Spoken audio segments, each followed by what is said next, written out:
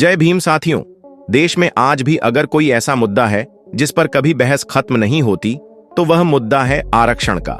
इस मुद्दे में भी सबसे ज्यादा बात होती है दलित आरक्षण पर। लेकिन क्या आपको पता है कि एक ऐसा टाइम भी था जब दलितों को एक साथ दो वोट डालने का अधिकार मिल गया था और गांधी खुद दलितों के मसीहा डॉक्टर अंबेडकर के विरोध में आमरण अनशन पर बैठ गए थे। यह मुद्दा शुरुआत से ही इतना कंट्रोवर्शियल रहा है कि खुद सरदार पटेल भी दलितों के आरक्षण के खिलाफ खड़े हो गए थे।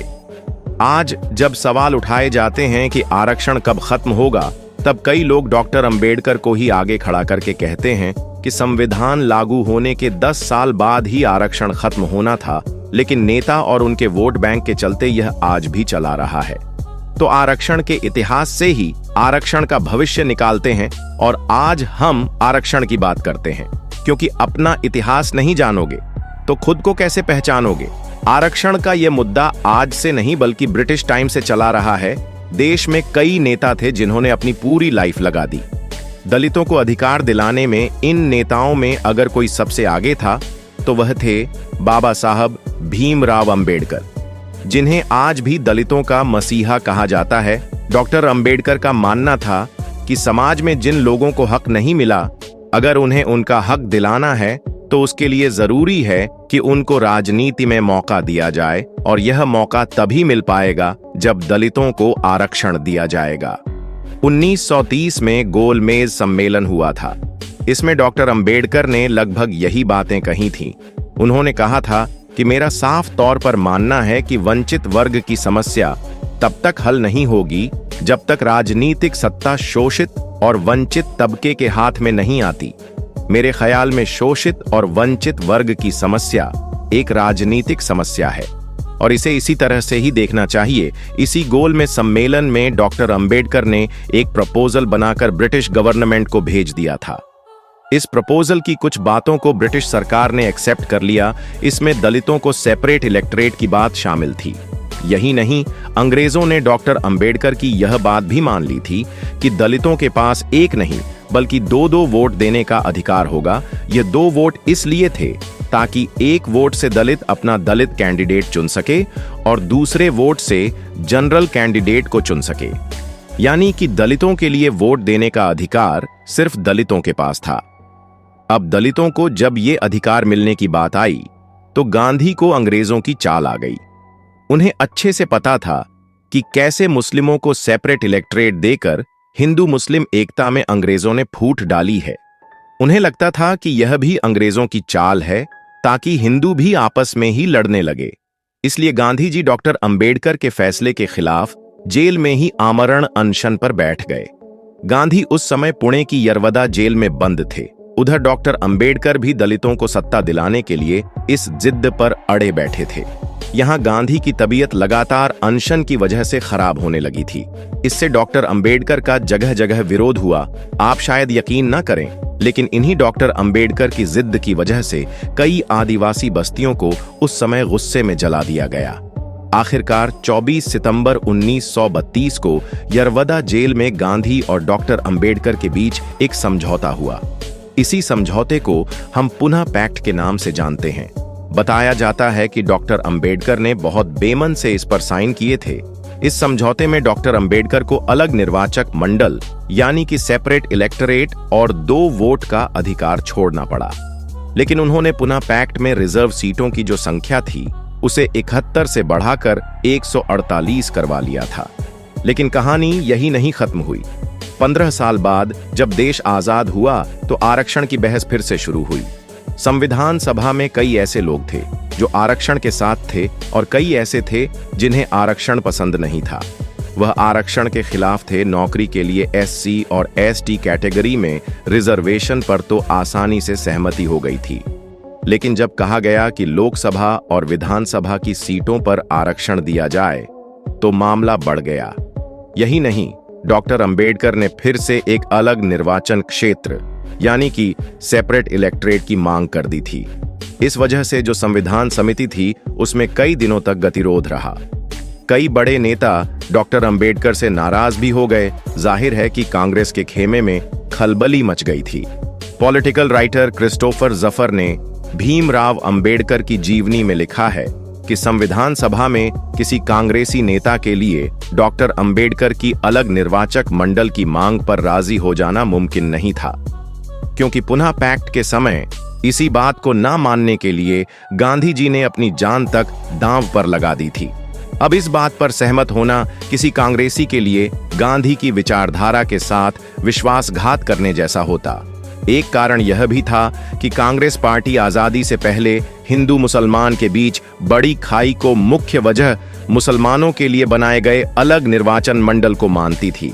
खैर, जब बात नहीं बनी तो मुद्दा गया अल्पसंख्यक मामलों की समिति के सामने। समिति के अध्यक्ष थे सरदार पटेल। उन्होंने इस प्रस्ताव का तीखा विरोध किया। वह भी यही मानते थे कि अलग निर्वाचक मंडल से समाज में अलगाववाद बढ़ेगा और भारत को अगर आगे बढ़ाना है तो विभाजन से इस देश को दूर रखना होगा। इसके बाद वोटिंग हुई, जिसमें आरक्षण का मुद्दा तो पास हो गया, लेकिन अलग निर्वाचक मंडल को वोट नहीं मिले। लेकिन अभी असली खेल होना फिर से बाकी था। विधानसभा में वोटिंग के करीब 1.5 साल बाद सरदार पटेल ने एक प्रस्ताव से फिर खलबली मचा दी। डॉक्टर अंबेडकर, गांधी और सरदार पटेल पर कई किताबें लिख चुके। राजा शेखर वुंडरू की अगर माने तो दिसंबर 1948 में सरदार पटेल ने लोकसभा और विधानसभाओं में आरक्षित की गई सीटों को खत्म करने के लिए एक प्रस्ताव लाने की घोषणा कर दी। यह तब था जब पूरी संविधान सभा आरक्षण पर मान गई थी। सरदार पटेल के इस फैसले का डॉक्टर अंबेडकर ने खूब विरोध किया। उन्होंने यह तक कह दिया कि अगर सरदार पटेल ने अपना प्रस्ताव वापस नहीं लिया तो संविधान सभा को वह छोड़कर ही चले जाएंगे। करीब 6 महीने तक फिर से गतिरोध चला। आखिरकार मई 1949 में सरदार पटेल ने हथियार डाल दिए और अपना प्रस्ताव वापस ले लिया। अब सवाल यह है कि क्या वाकई आरक्षण सिर्फ शुरुआती 10 सालों के लिए ही लागू किया गया था? 10 साल बाद यह खुद ब खुद खत्म हो जाना था। कई लोग सिर्फ 10 साल के आरक्षण के पीछे डॉक्टर अंबेडकर का ही नाम लेते रहे हैं। तो क्या सच में डॉक्टर अंबेडकर ने 10 साल के आरक्षण पर हामी भरी थी? हार्वर्ड लॉ स्कूल से कानून की डिग्री ले चुके और जिंदल यूनिवर्सिटी में प्रोफेसर अनुराग भास्कर ऐसा नहीं मानते। भास्कर इस मुद्दे पर रिसर्च पेपर लिख चुके हैं। उन्होंने कहा है कि डॉक्टर भीमराव अंबेडकर ने कभी यह कहा ही नहीं कि लोकसभा और राज्य विधानसभाओं में SC/ST को केवल 10 साल के लिए ही आरक्षण दिया जाए। कई मौकों पर बाबा साहब ने साफ कहा था कि आरक्षण को टाइम लिमिट में नहीं बांधा जा सकता। साथ ही उन्होंने एक प्रस्ताव पेश किया था जिसमें बताया गया था कि राजनीतिक आरक्षण की जो समय सीमा है उसको संविधान में संशोधन करके आगे बढ़ाया जाएगा। 25 अगस्त 1949 को संविधान सभा ने उनके इस प्रस्ताव को एक्सेप्ट भी कर लिया था। यह थी कहानी कि कैसे देश में आरक्षण आया और कितनी उसके पीछे लड़ाइयां लड़ी गई। कितने लोग उसके पीछे लगे हुए थे, कुछ उसके खिलाफ और कुछ उसके साथ। अब आप हमें कमेंट करके यह बताइए कि आरक्षण की मांग आपको कहां तक सही लगती है और कहां तक गलत लगती है। दरअसल बाबा साहेब अंबेडकर शिक्षा और नौकरियों में आरक्षण की मदद से दलितों के अधिकारों को सुरक्षित करना चाहते थे, लेकिन सरदार पटेल आरक्षण को राष्ट्र विरोधी मानते थे।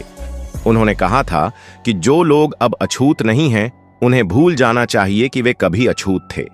हम सभी को एक साथ खड़ा होना होगा। यहां सवाल उठता है कि क्या आजादी के इतने सालों बाद भी पटेल की बातों पर भरोसा किया जा सकता है? वहीं सरदार पटेल सामाजिक न्याय के समर्थक थे, लेकिन सामाजिक सुधार के लिए डॉक्टर अंबेडकर जितना आक्रामक दृष्टिकोण नहीं रखते थे। डॉक्टर अंबेडकर जाति व्यवस्था के मुखर आलोचक थे और इसके उन्मूलन की वकालत करते थे, जबकि पटेल मौजूदा सामाजिक ढांचे के भीतर हाशिए पर पड़े समुदायों को एकीकृत करने पर अधिक ध्यान केंद्रित करते थे। डॉक्टर अंबेडकर संविधान सभा के अध्यक्ष थे, लेकिन उनका एक निश्चित लक्ष्य भी था। उन्हें दलितों के हितों की रक्षा करनी थी, जिनका लंबे समय से शोषण हो रहा था। भले ही इसके लिए उन्हें जिद्दी और आक्रामक रणनीति क्यों न अपनानी पड़े। उनका मानना था कि यह दलितों के राजनीतिक और आर्थिक अधिकारों को सुरक्षित करके ही किया जा सकता है, जो कि सरकारी शिक्षा और नौकरियों में आरक्षण के जरिए ही किया जा सकता है।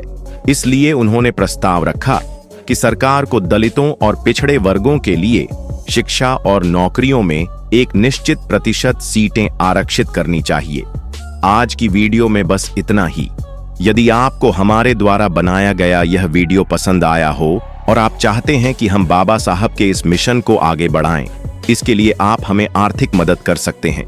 दिए गए QR कोड पर स्कैन करके आप हमें आर्थिक मदद कर सकते हैं, जिसकी हमें इस समय बहुत ही आवश्यकता है। बाबा साहेब पर बनाया गया हमारा ये वीडियो कैसा लगा, आप हमें कमेंट करके जरूर बताएं। दोस्तों, आज की वीडियो में बस इतना ही। इस चैनल पर मैं सिर्फ बाबा साहेब के जीवन से जुड़ी छोटी बड़ी सभी जानकारी लेकर आता रहता हूं। यदि आप बाबा साहब को पसंद करते हो और इनके बारे में और अधिक जानना चाहते हो तो हमारे अंबेडकर साहेब जी YouTube चैनल को सब्सक्राइब कर लें। वीडियो को पूरा देखने के लिए धन्यवाद। उम्मीद करता हूं आपके विचार भी बाबा साहब की तरह अच्छे होंगे।